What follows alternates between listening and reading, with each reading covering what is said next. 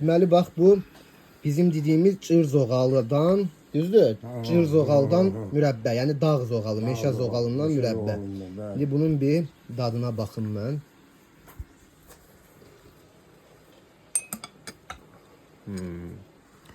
Bunu mən tuta oxşadıram. Yox. Deyil.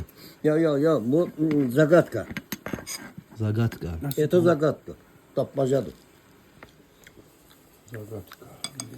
Rus dilinde de. Zagatka. Adını dinə. Nədir adı? Maraqlı şeydir amma.